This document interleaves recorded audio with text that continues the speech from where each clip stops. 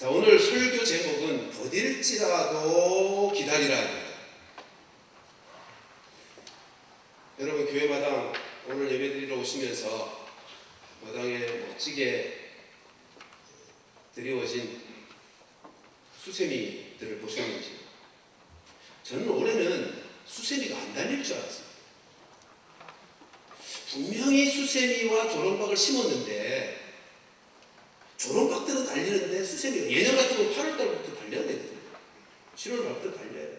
근데 안 보이는, 9월달까지도 안 보였어요. 그래서 제가 올해는 수세미가 안 달리나 그랬는데 10월달 들어와서 막 달리기를 시작했어요. 늦게 꽃을 피우더니 달리기 시작했어요. 제가 보면서 오늘 설교 준비하면서 그 생각이 났어요. 이번 주에 설교 준비하면서 이 생각이 났어요. 야, 때가 되면 달리는구나. 어떤 때죠? 하나님이 정하실 때. 더딜지라도 기다리니까 수세미가 달리더라고요. 좀 더뎌서 그렇지 달렸어요. 가을에. 하나님의 때가 되면 하나님의 뜻이 이루어지게 되어 있습니다. 오늘 이제 그 말씀 함께 나누려고 하는데요. 지금 하박국 선지자가 하나님 앞에 언제까지니까 라고 탄식하며 기도했잖아요. 그러니까 하나님께서 응답을 하셨어요. 그러시면서 하시는 말씀이에요. 더딜지라도 기다려. 여러분, 우리 민족성은 아주 조급함이 있는 민족입니다. 그건 뭐 이제 전 세계적으로 알려져 있죠. 아마 관광지 가보셨던 분들은 대부분 다 경험하셨겠습니다만, 한국인들이 지나간다 그러면 뭐라 그러죠? 호객, 장사하시는 분들의 호객행위가 빨리빨리 그런 소리 칩니다. 한국 사람들만 지나가는 것 같으면 소리 지릅니다. 빨리빨리. 도대체 어떤 배경에서 빨리빨리라는 소리를 다 그렇게 사용하는지 모르지만, 그만큼 한국 사람들이 급하게 빨리 뭔가를 하고 있는 민족인 거죠. 어떤 사회학자가 실제로 조사를 하고, 언제까 제가 신문을 통해서 본 타이틀인데요, 우리 한국 사람들을 이렇게 표현했어요. 에스컬레이터 위에서도 걷는 민족. 그분이 일본 사람들에게도 설문했습니다. 에스컬레이터 위에서도 걷습니까? 그랬더니 25%가 걷는데, 일본 사람. 우리 한국 사람들에게 에스컬레이터 위에서 걷습니까? 라고 했더니 몇 프로 정도 나왔을 것 같습니까? 67%가 나왔어요. 그렇게 급합니다. 공항을 가봐도요. 그래서 가만히 있어도 지금 그거 가만히 있으면 가 데려다 주는데 다 올라타고 계속 다 옵니다. 제가 볼 땐 80%는 될 것 같아요. 여러분, 우리가 인생 살면서 어떤 경우는 이러지도 못하고 저러지도 못하여 기다려야만 할 때가 있습니다. 근데 문제는 어떻게 기다리느냐는 거죠. 잘못 기다릴 수도 있습니다. 잘못 기다리는 것을 두 가지로 말할 수 있죠. 하나는 기다리다가 포기하는 경우가 있을 수 있겠죠. 기다려도 답이 안 나오니까 포기하는 경우들이 있을 것이고요. 또 하나는 기다리다가 조급해서 잘못 내 생각대로 뭔가를 하다가 빗나감으로 그 결과가 가만히 기다린 것만 못한 결과를 가져오는 경우도 있을 것입니다. 오늘 읽은 1절부터 4절의 말씀을 자세히 보시면 기다리되 어떻게 기다려야 할지에 대한 교훈이 담겨 있습니다. 오늘 이런 말씀을 드리고 싶은 거예요. 우리 모두 신앙인들은 다 하나님 나라를 기다리고 하나님 나라를 누리기를 원하는 사람들입니다. 그렇죠? 하나님의 백성들은 하나님의 약속된 축복과 하나님의 나라의 영광을 보면서 누리면서 살기를 원하는 자들이라고요. 근데 그 하나님 나라를 누리기를 원한다면 기다리되 그냥 기다리면 안 되고, 본문에서 함께 살피고자 하는 세 가지 기다림의 모습을 우리도 갖추기를 원하는 것입니다. 첫째는 기도하며 기다려야 하는 것입니다. 하나님 나라를 누리고 싶다면, 하나님의 약속된 축복을 누리고 싶다면 첫째로 기도하며 기다려요. 여러분, 지금 우리는 1장부터 읽어오면서 하박국이 계속 하나님께 기도하고 있는 모습을 보고 있죠. 기도하되 어떤 기도를 드리고 있다고요? 대화식 기도. 다른 말로 인격적 관계 속에서 이루어지는 기도예요. 그냥 하나님 이 문제 해결해 주세요 라고 문제를 하나님 앞에 던져놓고 뒤돌아서 가버리는 식의 기도가 아니고, 문제를 던져놓고 하나님의 대답을 듣고 그 대답에 대해서 또 내가 또 질문하고 하는 방식으로의 기도요. 여러분, 기도를 한다는 게 어떤 의미죠? 하나님 앞에 기도를 한다는 건 포기하지 않았다는 것을 의미합니다. 포기한 사람은 기도하지 않습니다. 우리가 하나님 앞에 기도한다는 것은 그 문제와 관련해서 아직 내가 포기하지 않은 것을 보여주는 거예요. 여러분, 예수님이 기도와 관련한 비유의 말씀을 하셨던 누가복음 18장 1절을 보면 이렇게 말씀하고 있지 않습니까? 항상 기도할 것을, 그리고 낙심하지 말 것을 주님이 비유로 하여 말씀하십니다. 여기 보면 기도와 낙심이라는 단어가 쓰여지고 있어요. 기도와 함께 낙심이라는 단어가 쓰여지고 있다고.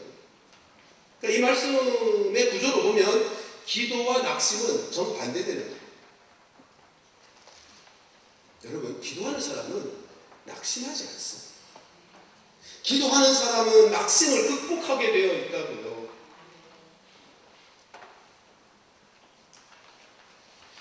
기도하는 사람은 왜 낙심하지 않을까요? 낙심을 이겨내고 하나님께서 행하시는 응답을 제대로 경험하게 되는데 그게 어떻게 가능한 거죠? 근데 다시 말씀드립니다. 성경이 말하는 기도는 독백적 기도가 아니고 대화식 기도라고 그랬어요. 독백적 기도를 드리는 것으로는 백날해도 낙심합니다. 보세요. 우리 신앙생활 보시라고요. 하나님 앞에 문제 가지고 가서 하나님 나 이렇게 힘들어요 다 쏟아놔요. 그리고는 돌아와서 문제 하나님이 해결해 주시기를 문제 다 하나님께 던져놓고 돌아와서는 또다시 근심해. 그래서 문제가 자꾸 더 커져요. 문제 속에 더 깊이 잠겨요. 그거 말고 하나님 앞에 기도할 때 문제만 하나님 앞에 가지고 나가는 게 아니라 내 마음도 가지고 나가야 된다. 나라는 존재가 하나님 앞에 다 가야 돼요. 그 말을 다른 말로 표현하면 영으로 기도하는 거예요. 여러분, 마음이 성경에서 말할 때 영의 좌소라 그랬죠. 영이 자리 잡고 있는 자리가 마음이라고 표현하는 거예요. 그러니까 마음이 하나님 앞에 드려진 기도를 영으로 드리는 기도라고 말하는 것이고, 그렇게 기도할 때 주어지는 유익이 뭐죠? 그러니까 기도를 쉬지 않고 기도하면 주어지는 유익이 뭐라고요? 지난주에도 말씀을 드렸지만 하나님을 더 깊이 알아가게 된다. 하나님과 질문하고 대화하고 질문하고 대답 듣고 하다 보면 하나님에 대하여 더 깊이 온전하게 알아가게 된다는 거예요. 인격자끼리 그런 거잖아요. 교제를 깊이 나누면 나눌수록 그 사람으로부터 영향을 받아요. 그를 더 깊이 알게 돼요. 지난주에 그런 표현을 썼죠. 그의 마음이 내 마음을 물들게 한답니다. 인격 좋은 사람과 사귀면 그 인격이 나의 인격이 돼요. 그 사람도 고상한 인격의 사람이 될 수 있다고요. 지식 좋은 사람, 지식 많은 사람과 교제하면 나에게도 그 많은 지식들이 흘러와요. 하나님과 친밀한 교제, 인격적인 관계 속에서의 교제를 이루다 보면 하나님이 어떤 분이신지를 더 온전하게 바르게 알아가게 된다는 거죠. 그래서 문제를 하나님의 시각으로 보게 되는 거예요. 여러분, 이게 기도하는 사람이 누리는 최고의 축복이에요.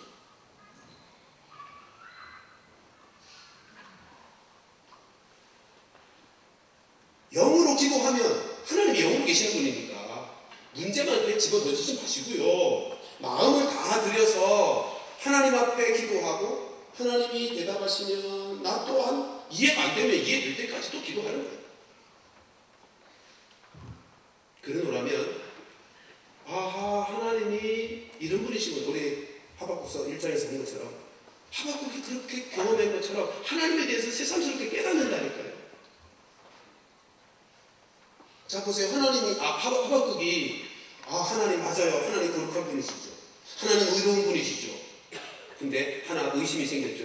하나님이 의로운 분이 맞다면 어떻게 우리보다 더 나쁜 놈들 바벨론으로 인하여 우리를 때리게 하십니까? 라고 또 질문을 하는 거예요. 그리고 또 하나님이 응답하시고, 하나님이 어떤 분이신지를 점점 알아가요. 하박국이. 그러면서 마음속에 기대감이 생기기 시작하는 거죠. 그래, 하나님 의로우신 하나님이지. 하나님 사랑의 하나님이지. 이 어려운, 내가 이해할 수 없는 이 상황조차도 하나님의 뜻 안에 있지. 하나님께서 계획하신 더 선하신 역사를 이루어 가실 거야. 하나님에 대해서 알아가면 알아갈수록 하나님께 대한 소망에 기대를 갖게 된답니다. 여러분, 오늘 본문의 1절 말씀을 보십시다. 하박국의 변화된 마음을 읽을 수 있지 않습니까? 내가 내 파수하는 곳에 서며 성루에 서리라. 그가 내게 무엇이라 말씀하시는지 기다리고 바라보며 나의 질문에 대해 어떻게 대답하시는지 보리이다. 여러분, 하박국의 마음에 좀 여유가 생긴 거 느끼시지 않나요? 1장에서는 얼마나 하박국의 마음이 조급하고 다급했어요. 1장을 뒤덮는 반복되는 단어가 뭐였죠? 어찌하여, 어찌하여, 어찌하여. 그 말로 가득 찼어요. 근데 그렇게 투정하면서라도 항변하면서라도 하나님과 인격적인 교제를 나누다 보니까 하나님에 대한 의식이 더 많아지고 하나님께 대한 더 마음이 열려지고 하나님의 마음이 내 마음에 흘러들어와서 하나님의 시각으로 문제를 보면서 여유가 생긴 거예요. 하나님께 대한 기대감을 갖게 되는 거예요.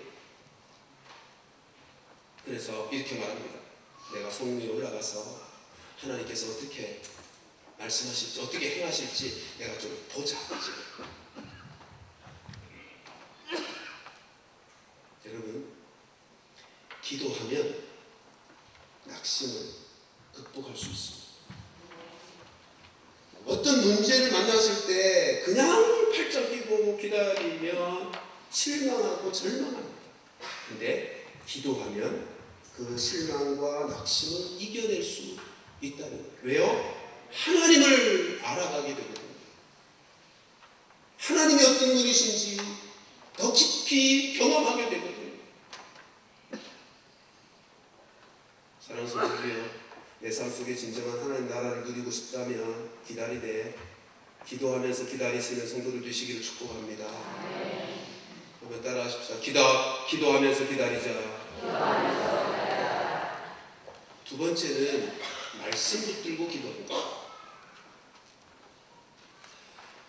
우리가 인생 살면서 내가 감당할 수 없는 어려움을 겪게 될 때 우리가 느끼는 것은 이런 거잖아요. 야, 나를 도와줄 사람이 아무도 없구나. 주변을 돌아봐도 나에게 도움이 될 수 있는 사람이 아무도 없게 느껴져요.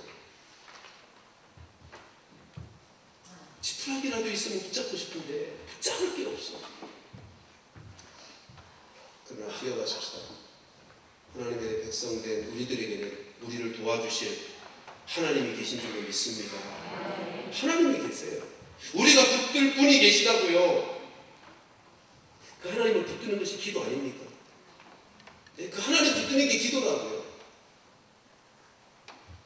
우리를 도와주시는 분 하나님이 계시다고요. 근데 그 하나님이 도와주시면 내 삶의 모든 문제가 해결되고 회복되고 내 삶은 승리 있게 될 줄로 믿습니다. 여러분, 하나님이 최고의 백 아니에요? 이 세상에서 하나님보다 좋을 든든한 백이 어디 있어요? 그래서 시편을 보면 여호와는 나의 산성이시요 나의 요새시요.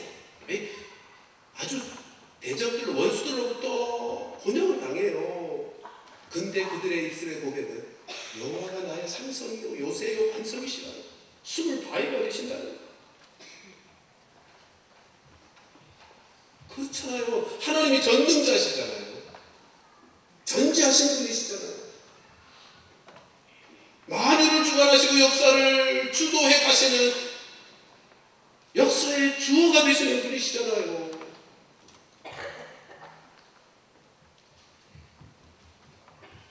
하나님이 우리를 도와주시는 것이 우리의 인생의 모든 문제의 해답 아니겠어요? 내 인생의 모든 문제의 해답이 하나님이신 줄로 믿습니다. 하나님 붙잡으면 되는 거예요. 자, 그러면 하나님 붙잡는 게 도대체 뭔가요? 기도로 하나님을 붙잡는데, 기도하여 하나님을 붙잡았다 그럴 때 그 하나님을 붙잡았다는 것의 증거가 뭐예요? 하나님은 영이시잖아요. 영으로 계신 분이신데 하나님의 옷자락을 내가 부여잡을 수도 없고, 하나님 붙잡았다는 게 도대체 뭘로 증명하느냐 말이에요. 말씀 붙잡는 거예요. 하나님의 말씀을 붙잡은 것이 곧 하나님을 붙잡는 거예요. 예를 들면 이런 거잖아요. 문제를 가지고 하나님 앞에 나아가 기도합니다. 하나님, 이 문제 어떻게 하면 좋아요? 그리고 하나님 앞에 인격적으로 질문했어요. 그러면 우리가 믿는 건 하나님이 반드시 우리에게 응답하신다고 말씀해 주실 거예요. 믿으십니까? 근데 어떻게 말씀해 주시죠? 말씀으로. 이거요. 이 말씀으로요. 그러니까 개인적으로 이 성경의 말씀, 하나님이 주셔서 기록된 이 하나님의 말씀을 읽고 묵상하면서 내가 가지고 하나님 앞에 기도하고 몸부림치는 그 문제에 대한 하나님의 대답을 듣는 거예요. 혹은 설교 시간에 내 인생의 문제로 안타까워 하나님 앞에 불을 짖고 있는데 주일 설교 시간에 하나님이 그 말씀을 통해서 나에게 응답해 주시기도 하신단 말이에요. 여러분, 우리가 하나님 앞에 기도하면 하나님은 응답하시는 하나님이세요. 근데 어떻게 해요? 말씀을 통해서.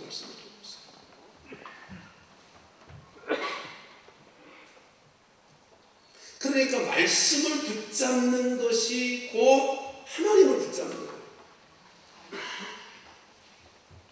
여러분, 하박국서 첫째 날 말씀을 나누면서 이런 말씀 드렸죠. 신앙생활이란 하나님과의 관계 속에서 살아가는 것이 신앙생활이다.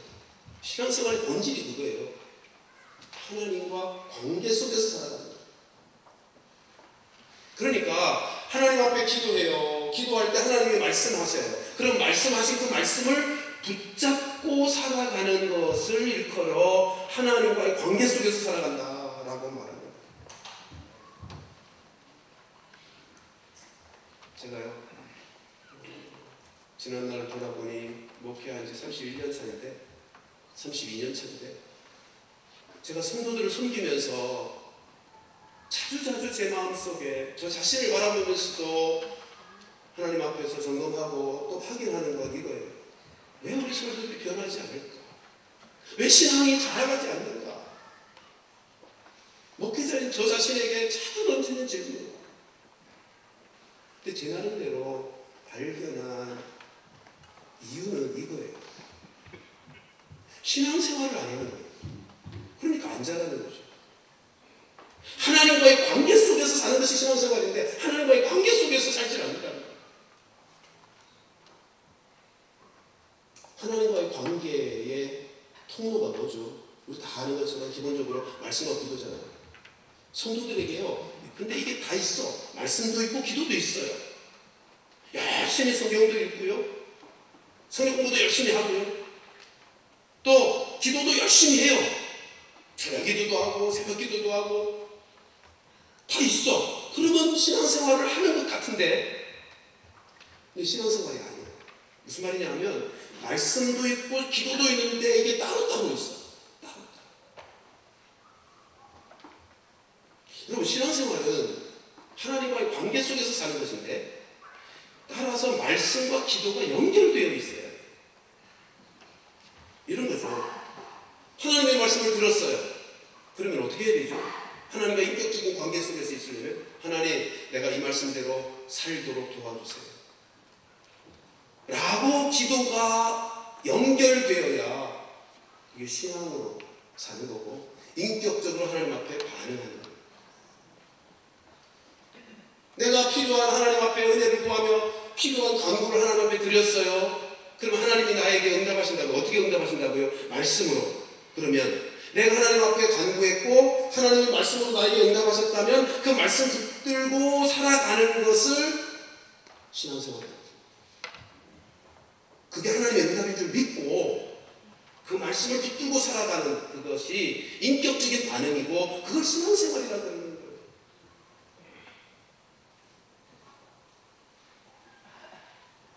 근데 기도는 기도대로 하고 말씀은 말씀대로 하고 이게 연결되지 않으니까 하나님과 인격적인 관계 속에서의 삶은 또 따로 노는 거예요.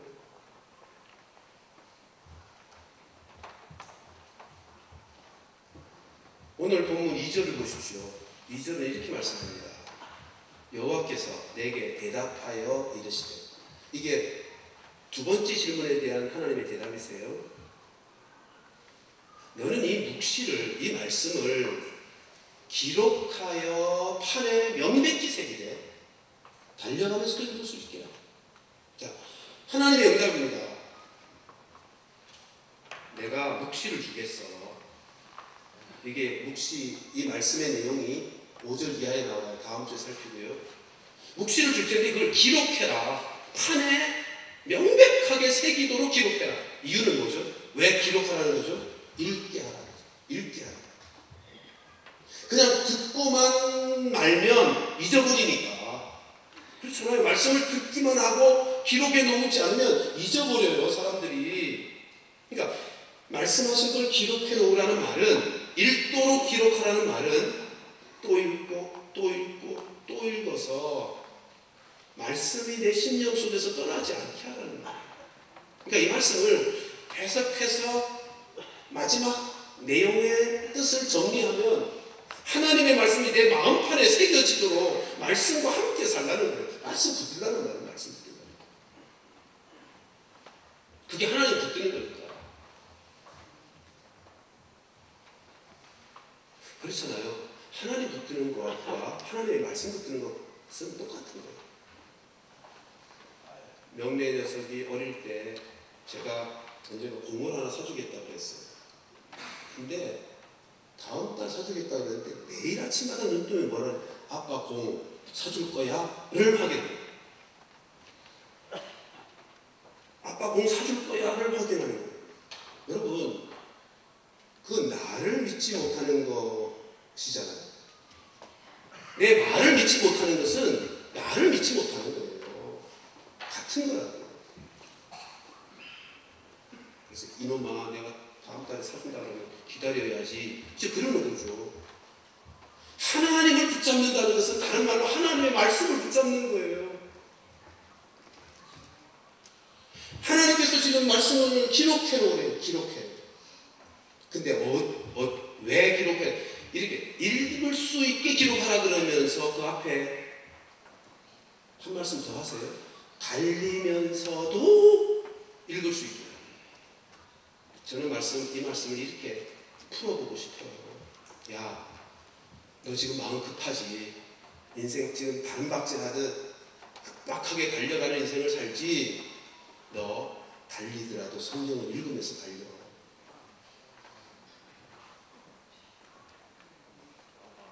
너 달리더라도 말씀 읽으면서 달리고 달리더라도 말씀대로 달려. 지금 그 말씀이로 저는 이 말씀이 읽혀져요.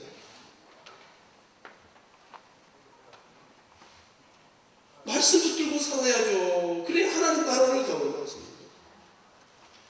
하나님 붙들고 살아야 하나님 나라 경험하는 건데 그것은 하나님 말씀 붙잡는 거란 말이에요. 하나님 말씀.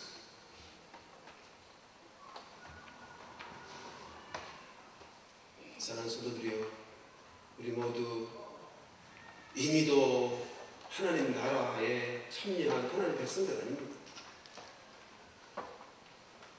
기도하면서 기다리고 말씀 붙들고 기다림으로 하나님 나라를 누리며 살아가는 성도들 되시기를 주님의 이름으로 축복합니다.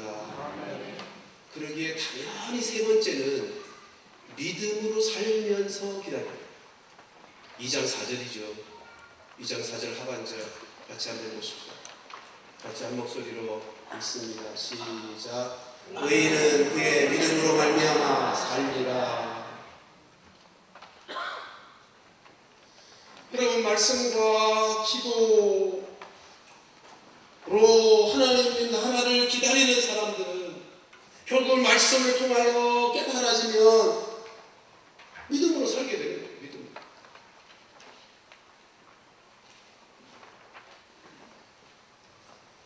말씀의 과정을 보십시오. 지금 1장 1절로 4절에서 하박국이 하나님 앞에 질문을 던졌어요. 5절부터 11절까지 하나님이 하박국에게 대답해 주셨죠. 대답한 내용은 이거잖아요. 그래, 내가 너희들 범죄해서 너희들 혼낼 거야. 내가 갈대아 사람들 일으켜 바벨론을 일으켜서 너희를 혼낼 거야. 그랬더니 12절 이하에서 하박국의 질문이 또다시 이어지죠. 이런 거죠. 하나님, 우리가 하나님 말씀 어겨서 불순종하고 우상숭배하다가 율법을 해이하게 만들었다가 하나님 앞에 매맞는 거 인정합니다. 그런데 왜 우리보다 더 악하고 우리보다 더 죄 많이 짓는 저 바벨론으로 우리를 때리시는 겁니까?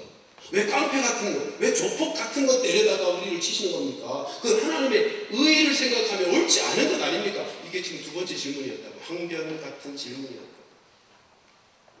하나님의 대답을 보십시오. 3절. 이 묵시는, 이제 이 묵시의 내용은 5절 이하에 나와요. 이 묵시는 정한 때가 있나니. 무슨 말이에요? 사실 5절 이하의 내용을 한마디로 말하면 내가 바벨론도 결국은 멸망시킬 거야, 그 말이거든요. 근데 그 때가 있다. 여러분, 하나님의 때가 있어요. 그 종말이 속히 이르겠고, 그 종말이란 바벨론의 종말이에요.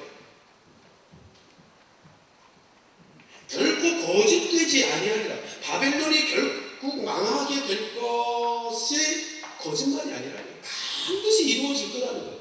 그래서 하시는 말씀이에요. 더딜지라도 기다려라. 믿음 가지고 기다려라. 지체하지 않고 반드시 응할 것이다. 4절 말씀 주십시오. 보라, 그의 마음이, 여기 그는 바벨론이, 그의 마음이 교만하며 그 속에, 바벨론 속에서 정직하지 못하나. 무슨 말이냐면 내가 안다. 바벨론이 너희보다 더 교만하고 너희보다 더 악하고 정직하지 못하다는 거 내가 안다. 그래서 너희가 지금 항변하고 하나님의 의로움에 대해서 의문을 품고 그러고 있지만 그 말이에요. 못하나. 그러나 의인은 어떻게 살아야 된다? 의인은 믿음으로 말미암아 산대요. 그러니까 이런 거예요. 하박국이 하나님 앞에 질문하고 대답 듣고 질문하고 대답 듣고 그러면서 하나님 이해가 안 돼요. 근데 하나님께서 내가 반드시 내 의로움을 나타낼 거야 라고 말씀하시자 내가 다 이해는 못하지만 내가 믿음으로 말미암아 살 것입니다 라고 고백합니다. 여러분, 우리가 인생 살면서 우리가 이해 못하는 것들이 얼마나 많아요. 다시 말씀드립니다. 하나님은 알파와 오메가가 되셔서 처음과 나중을 동시에 보시는 분으로서 역사를 경영하시지만 내 인생을 인도하고 계시지만 나는 단면만 보잖아요. 순간만 살잖아요. 내가 그 하나님을 어떻게 다 이해해요. 이해 못한다는 거 인정하자니까요. 그러나 하나님이 행하시는 일들을 다 이해하지 못하지만 하나님의 백성된 자는 믿음으로 말미암습니다.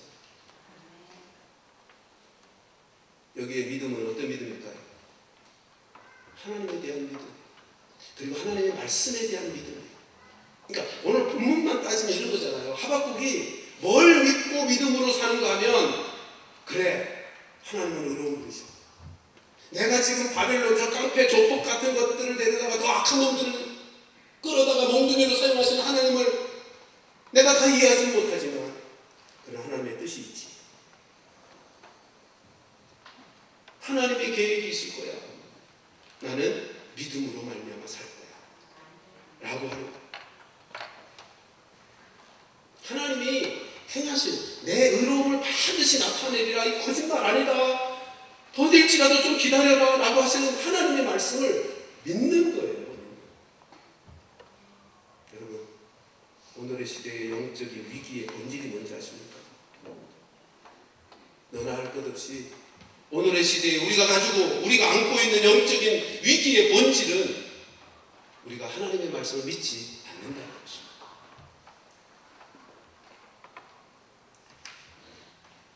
하나님을 믿는다고 하는데 하나님의 말씀을 믿지 않습니다. 다른 사람이 아니고 우리들이 그렇게 합니다.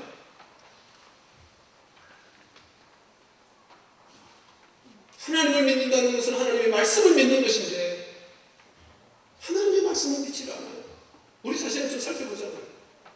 나는 정말 하나님의 말씀이면 이 말씀이 하나님의 말씀인 줄로 믿기 때문에 신실함으로 순종하며 살아가는가? 그렇게 사세요. 하나님의 말씀에 우리에게 주어진 명령의 말씀은 내 삶의 가장 중요한 기준으로 삼고 그렇게 순종하며 그 말씀을 따라서 몸부림치며 살고 있는가 말이에요. 하나님의 말씀 속에 죄라고 하면 그게 죄인 줄 알고 그 삶을 멀리하고 살아가고 있습니까? 최근에 나온 설문 통계입니다. 교회를 다니는 사람들 중에서도 동성애가 죄가 아니라고 생각하는 사람들이 20%가 넘어요. 여러분, 성경이 죄라고 하면 죄죠. 이렇게 말해요. 아니, 태어날 때부터 성적 성향이 그런 걸 죄라고 하면 되겠는가? 그건 세상 사람들이 하는 얘기잖아요. 그 논리대로라면 이런 거 아니에요? 우리 태어날 때 다 죄성을 가지고 태어나는 거 아니잖아요. 네? 우리 다 죄성을, 원죄를 가지고 있기에 죄성을 가지고 태어나는 거 다 아시잖아요. 태어날 때부터 죄성 가지고 태어나는데 그걸 죄라고 할 수 없단 말이에요? 여러분, 죄성, 동성애적 속성을 가지고 태어나는 것 그 자체도 죄의 깊은 뿌리로 말미암은 거예요. 죄예요. 성경이 죄라 그러면 죄라 그래야지. 하나님의 말씀을 믿으려고 하지 않아요. 내 계산과 내 생각이 그렇지 않으면 아니래요. 그것이 오늘날의 영적 위기의 본질이. 여러분, 하나님의 말씀대로 살면 손해본다고 할 때, 공동체 안에서 왕따를 당한다고 할 때 그래도 나는 말씀대로 살리라는 용기들이 있으세요? 하나님의 말씀대로 사는 것이 내 인생의 최고의 축복이기 때문에 이 말씀을 나는 매일 듣기 위해서 시간을 내어 말씀을 묵상하고 계신단 말이에요. 말씀을 안 믿으니까 말씀을 안 읽지. 말씀을 안 믿으니까 이게 얼마나 복된 말씀인지를 믿지 않으니까 말씀을 내 삶 속에 가장 귀중하게 여기지 않죠.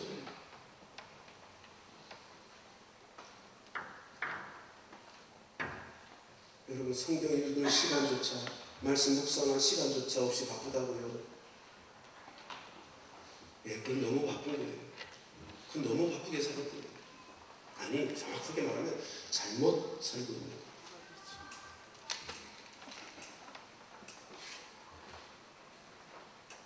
하나님 붙들고 살려면 하나님 말씀 붙들어야 되죠. 믿음으로 살려면 하나님을 붙들고 하나님의 말씀을 따라 사는 것을 믿음으로 산다 그러는 거잖아요. 하루 30분 정도 내 삶에 가장 복된 삶을 살도록, 내 인생을 가장 영광스럽게 살도록 하시는 하나님의 말씀을 위하여 시간을 투자할 수 없는 겁니다.